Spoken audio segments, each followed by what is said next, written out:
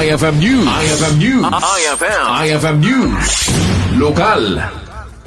Ang Sagsaganaandan ti Philippine Coast Guard Ilocos Norte iti duduprak ni Bagyo Kiyapo iti pagilyan tayo kagrunan na iti Ilocos Norte kabayatan ti panakaibayog ti signal number 1 iti probinsya iti Manim Kalman ket adan iti pre-disaster meeting PCG kagrunan na kanang iti substation ang nakabantay kanang iti kabaybay na paset ti Ilocos Norte basar ti post ti PCG ket nakalertuda kanang iti anyaman ang mapasamak apaman ang nakadanon ti Bagyo Kiyapo ket nakasagana da amang rescue kanang iti nasken ang mai-rescue batanda nga agtultuloy ti panangsipod na taglawlaw panangipakat ti information dissemination ken maritime patrolling tapto ni kasta ket maipasigurado ti kinatalged iti amin guten ti PCG iti publiko kang runana ti mga alap seafarers ken coastal residents nga agbalin anaridam karagiti kakastoy a panawen.